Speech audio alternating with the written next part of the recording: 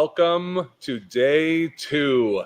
Helmets on, everyone, because it is about to pop off. We are super excited.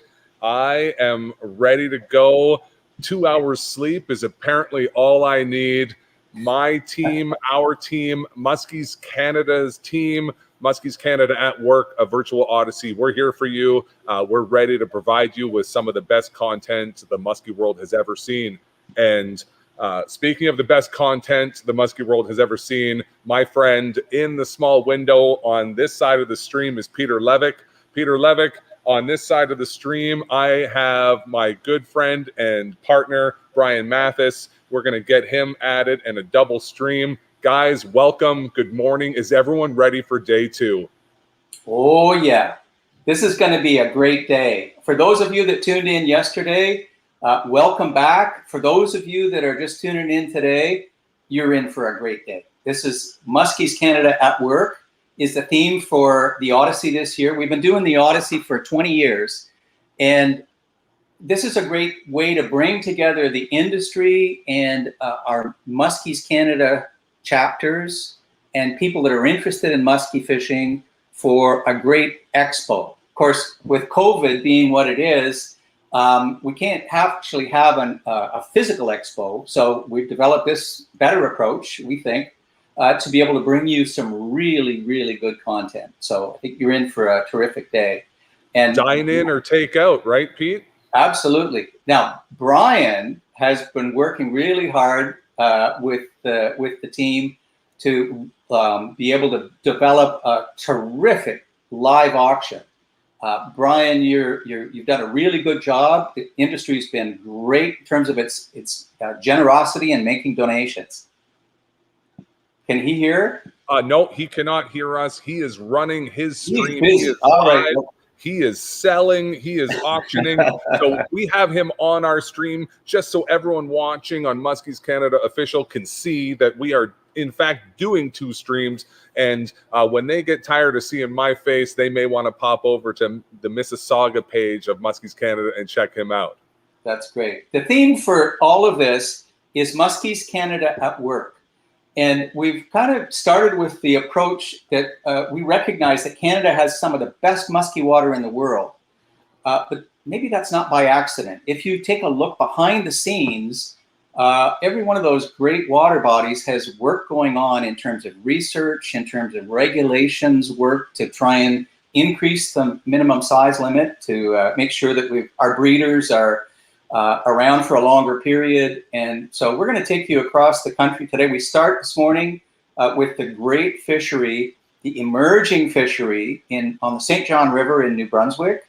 And we're really delighted to be able to have the Minister of Natural Resources and Energy Development, Mike Holland, with us this morning as part of that session. So that's a real honor, and it's going to be a great session.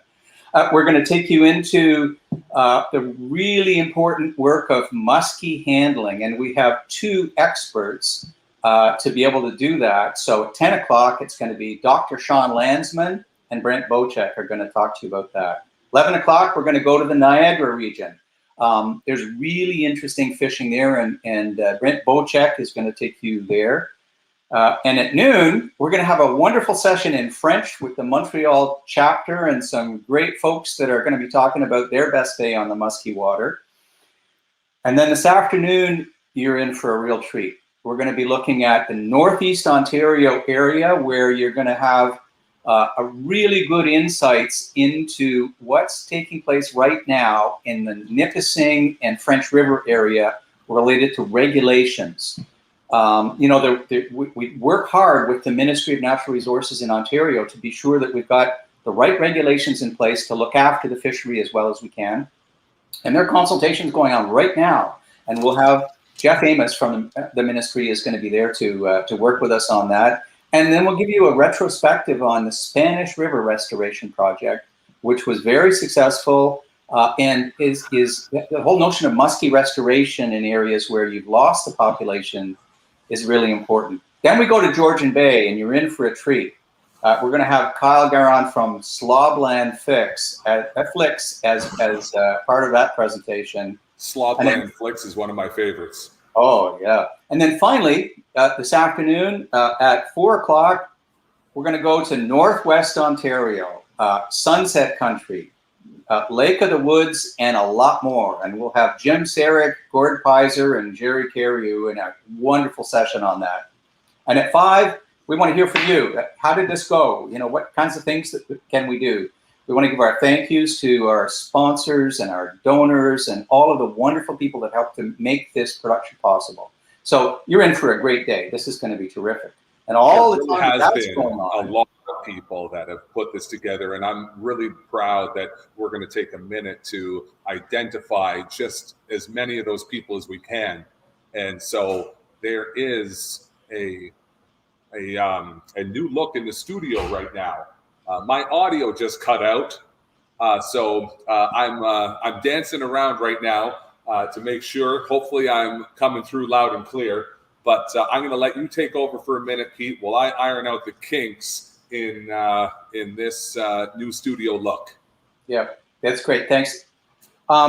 This is a real horizontal initiative, and it's incredible teamwork that's taken place for Muskies Canada to be able to do this. We're featuring all of our chapters. They all have a place in this show to be able to talk to everyone about where they are, about what's happening in their area and the work that they do behind the scenes and the partners that they're working with, as well as some tips on how to fish those areas. So it's going to be really rich. But Muskies Canada at Work is also the outreach and the education work that we're doing. And this show is a really good example of that. So, you know, Let me jump in here for a sec. Am I coming back through to you, sir? Yep. Excellent. Turns out the fact that I had a spare 9-volt battery for my audio mixer was a really good backup plan. I quickly changed that battery, and I'm back with the studio view for you guys. You want to talk about the team, Ryan? So my team at both sides for our mutual group broadcasts have been outstanding. We're so proud of our team. We talked about Ryan Fagundo and all that he has done, Brian Mathis, and the fact that he's been my right hand, or I've been his right hand.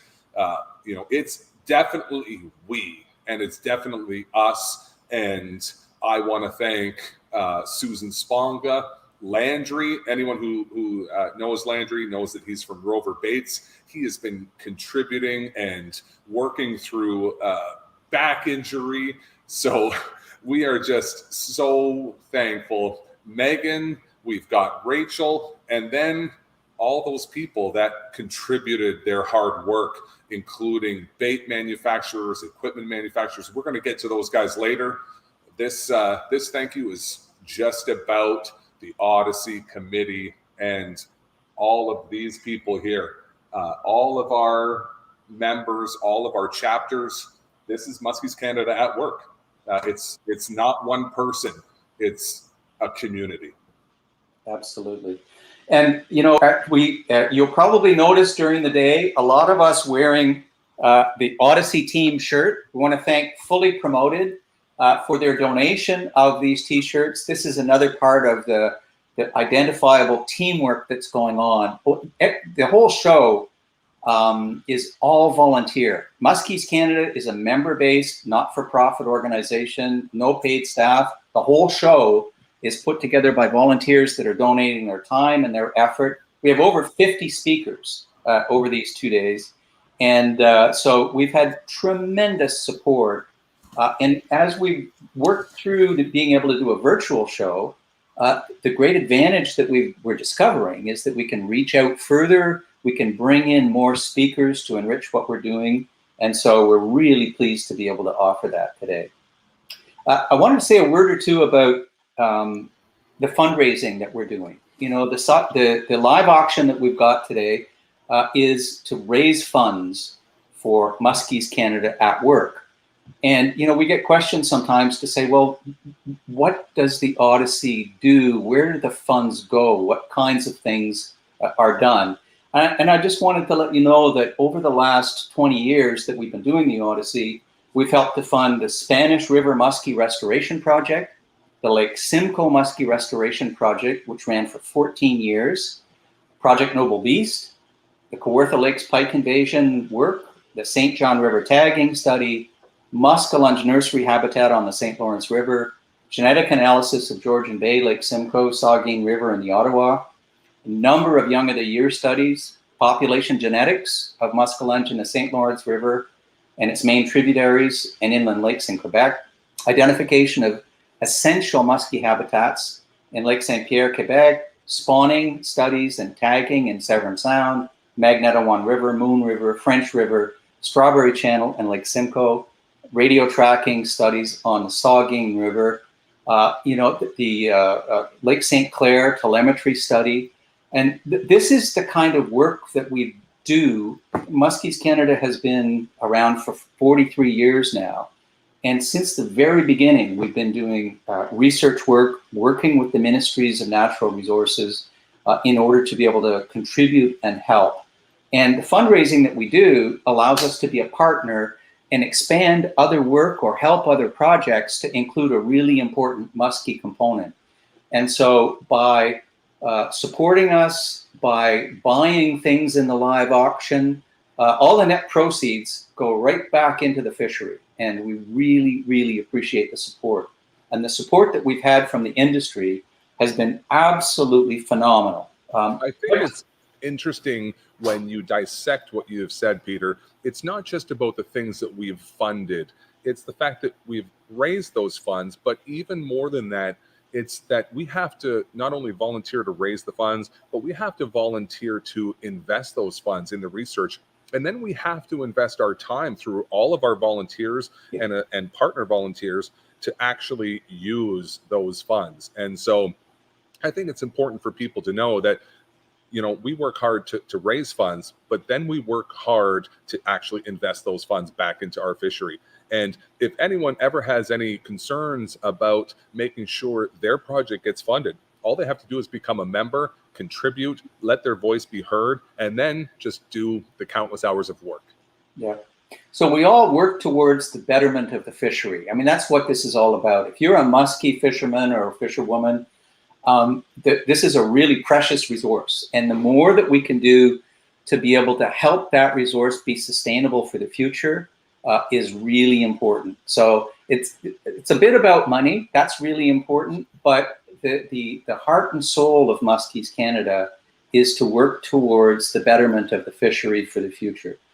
And so just about in every region that you'll see us at work through our chapters. And that's the front line of the organization. Chapters are really where the action happens, the work gets done. And the rest of the organization just helps to support that work on the front line. So we're really pleased that you can be part of this today. If you really care about the fishery, get involved, help out locally.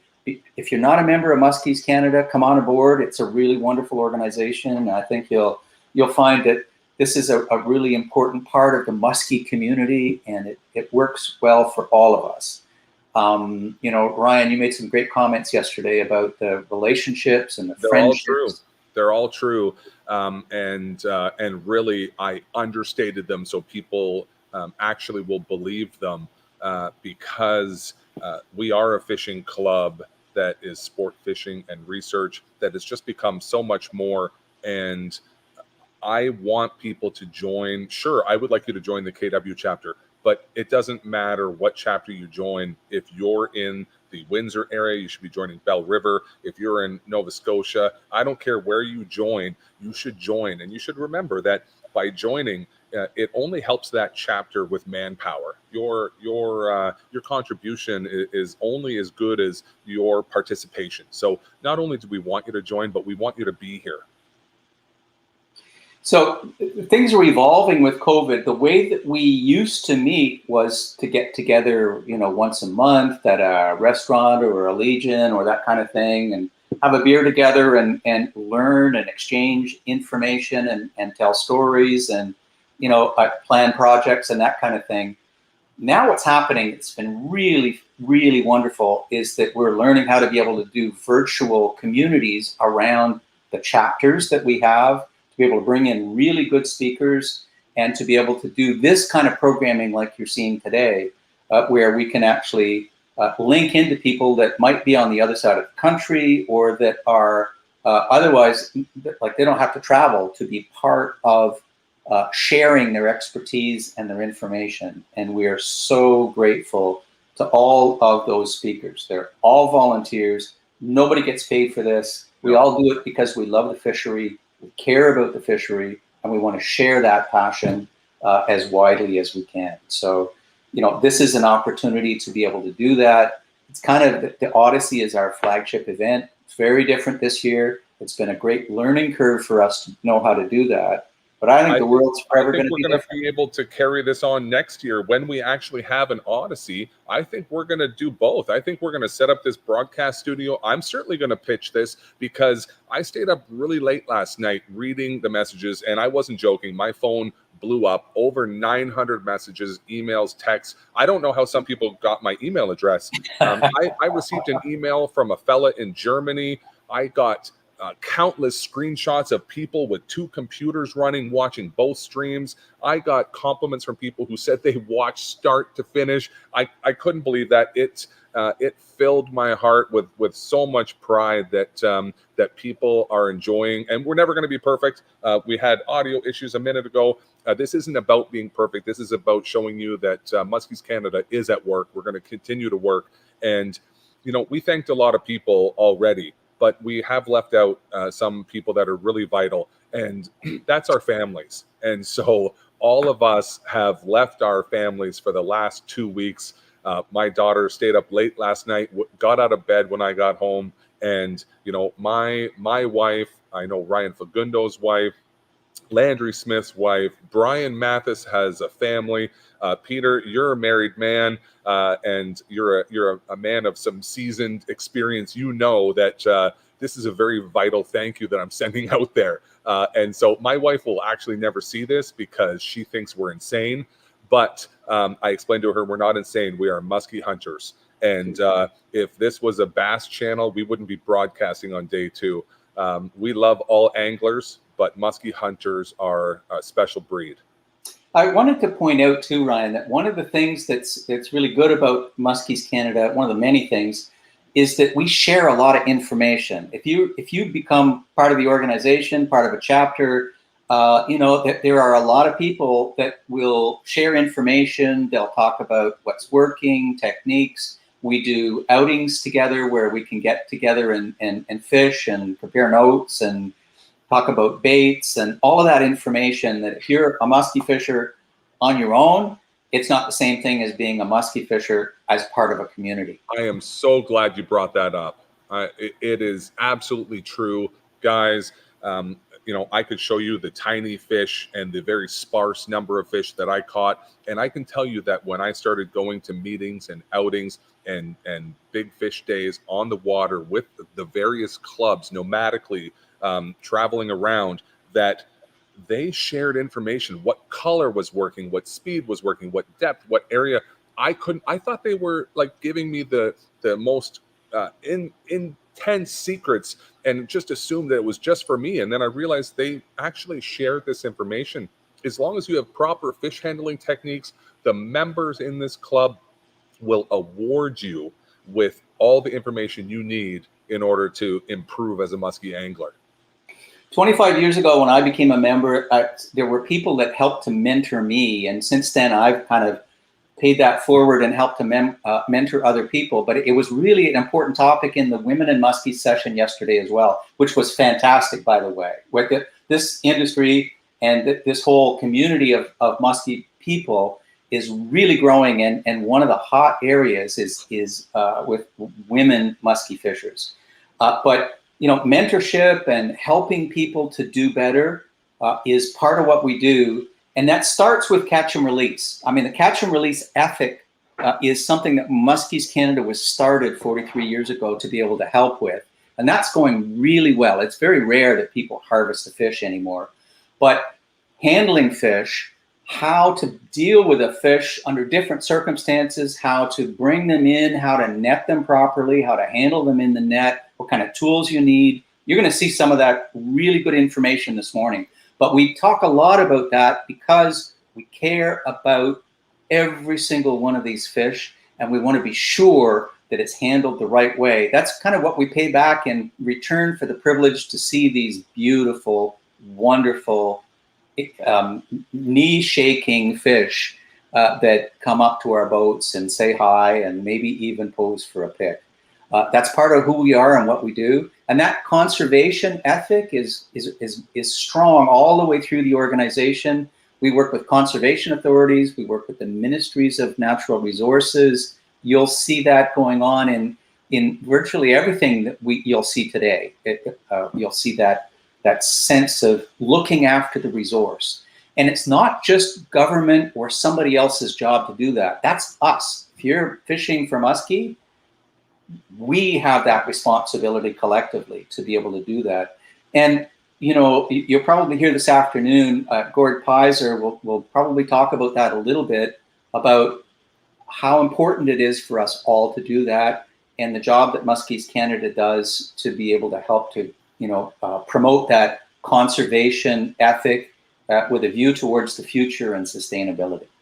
Leaders like Gord Pizer, Pete Mania, yourself, you know that I put you in that position. Many other people do as well. And hearing people talk without preaching about muskie handling is something that I work really hard to do in Muskies Canada. I want people to handle the fish quickly, properly, safely, but I don't want to sound like I'm bossing people around. And so it's something that Muskies Canada continues to work on to promote that safe handling. And speaking of Gord Pizer, you know, all I can think of when I think of him now is that video clip where we all saw him and Jim Sarek online saying, if you're not a member of Muskies Canada, you're making a big mistake. Because, you know, the things that we do, they're not going to listen to Ryan Pickering when it comes to change, but they will listen to a powerful, strong, ground up organization like Muskies Canada with all of our chapters, because we're at work and we're going to continue to work for our team and for the muskie. Pierre maybe can play that just before we start the next session. But Ryan, I had a question for you. You know, since you've joined Muskies Canada, you have had a lot of people in your boat, and you mentor them and teach them. And how many people have caught their first muskie in your boat and had the lesson to go with it, not just about how to catch, but about how important these fish are and to release them properly? Well, you know, I'm glad you asked me that. That's really one of the things I'm most proud of. I love my boat and I love Muskies Canada. I love muskie fishing. I've had the opportunity to have muskie knees. I've had muskie knees with you once on the St. Lawrence with a super tanker that I will never forget. But you know, as amazing as that is, if someone would have asked me yesterday what my best day on the water was, it would have to be one of those 18 people that I've helped catch their first muskie and taught them about using a good pair of hook cutters and releasing that fish and spotting any hemorrhaging and using a proper net to use it as an operating room. A little shout out to JP Bushy there and work on it. And I work really hard to have newbies on my boat because I enjoy that teaching level. I'm already trying to pay forward what mentors like you have provided me in Muskies Canada, and it's one of my crowning achievements is to help someone catch their first muskie and to help them do it safely and get that wonderful picture. Maybe not always a measurement, definitely never a weight, and to watch it swim away no matter what we have to do. If we have to stop the boat, if we have to go to shore, if we have to give that fish any kind of CPR whatsoever, we're going to do that. And that's how they learn. That's how they then carry on and catch their second muskie on their own. And then they're going to train the people that fish with them for muskie. What I've found during my years of muskie fishing as well is that there is no thrill, not even the hooking up with a fish, that compares with watching that fish swim away after a brief encounter, as brief as possible, as good for the fish as possible, but to see it swim away for another day, to get back into the population